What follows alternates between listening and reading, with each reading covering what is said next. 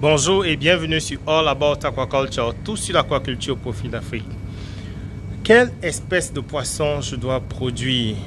Je suis très intéressé par l'aquaculture et j'aimerais me lancer en aquaculture, mais je ne sais pas par où commencer. Je ne sais pas quelle espèce de poisson je dois produire. Je ne sais pas si je dois faire de l'élevage en étang, en cage ou dans les bacs hors sol.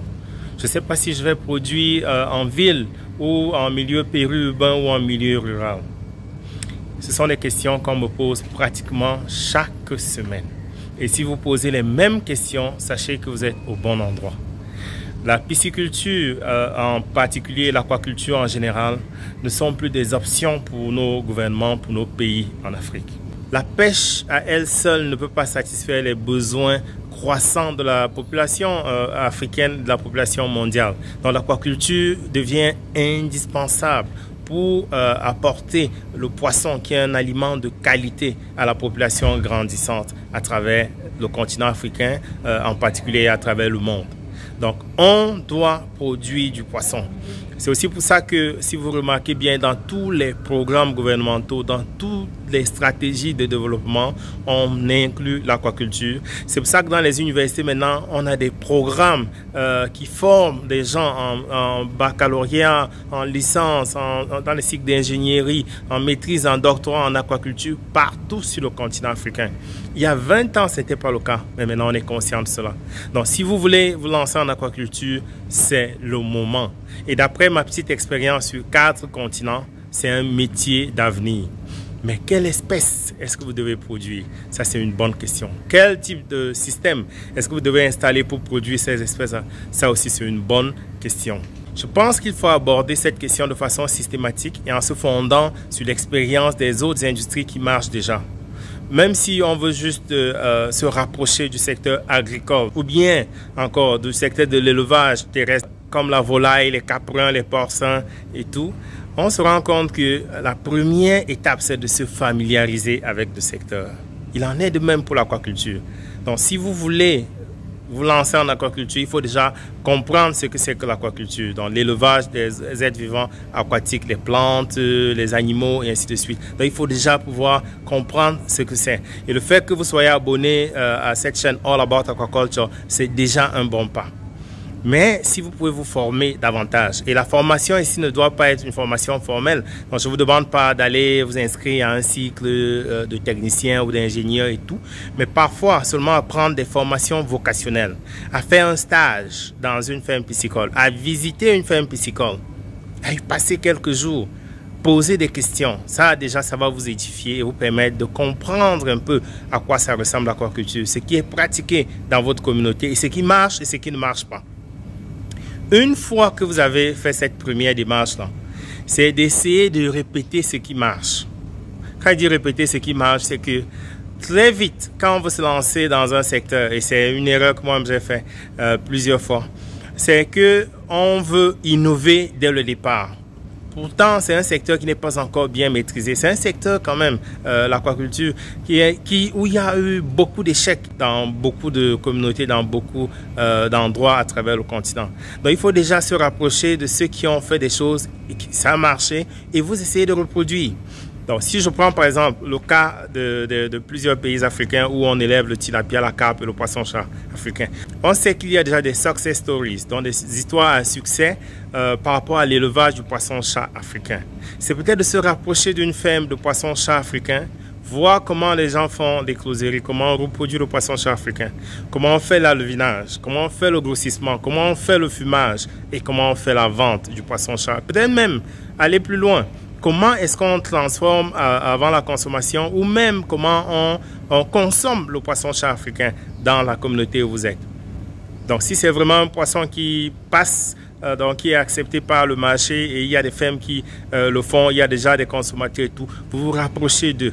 Donc, ça peut être appelé étude de marché préliminaire, mais c'est aussi une bonne façon de comprendre comment le secteur marche et essayer de le reproduire. Et je prends le cas précis du poisson-chat africain parce que de tous les poissons tropicaux, c'est quand même l'une des espèces qui s'adapte le mieux parce que ses exigences en oxygène sont beaucoup moins élevées que sur le tilapia par exemple. Donc ça s'adapte bien au système d'élevage, que ce soit en étang ou en bac hors sol. Sa reproduction est relativement facile et déjà bien comprise. Donc on maîtrise bien déjà. Le plus grand problème qu'on a avec le poisson-chat africain, c'est qu'il n'y a pas suffisamment de souches améliorées à travers le continent. Mais en dehors de ça, vous allez dans n'importe quel pays africain maintenant, vous allez trouver quand même une écloserie de poisson-chat africain et vous allez trouver des gens qui font du grossissement.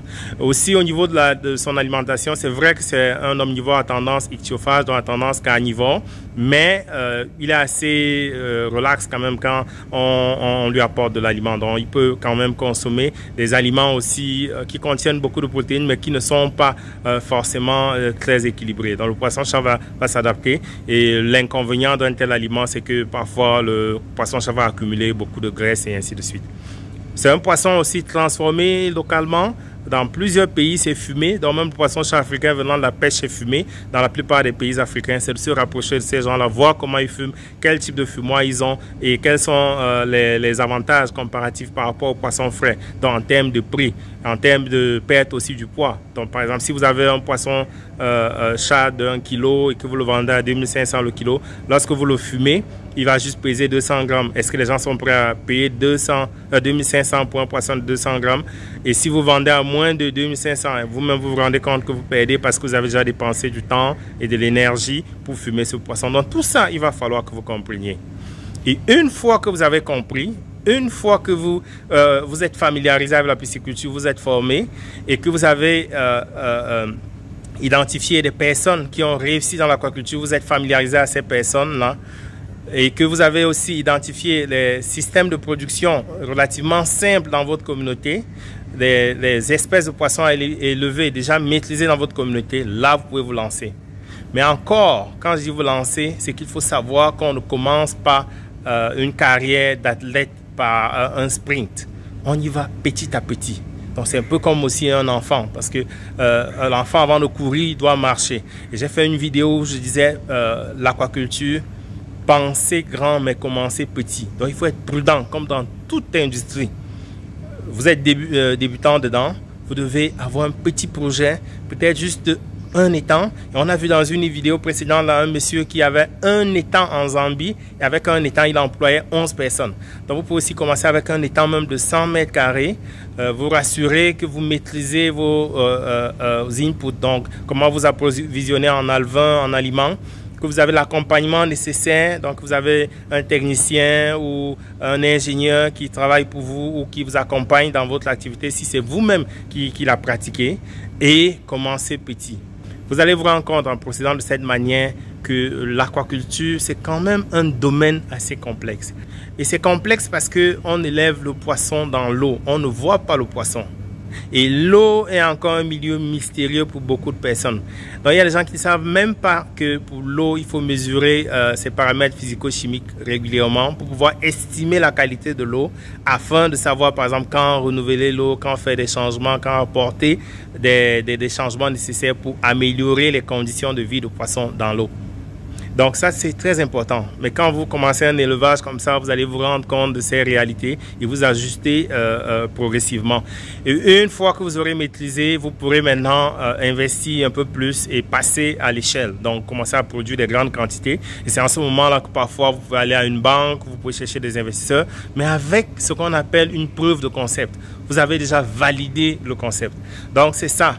Un début de réponse à ces questions que beaucoup d'entre vous se posent. Je vous encourage vraiment à rester connecté sur cette chaîne YouTube, à vous abonner et à partager massivement les vidéos parce que ça permettra au fur et à mesure que vous regardez les vidéos déjà de vous familiariser avec le secteur de l'aquaculture et répondre progressivement à vos questions.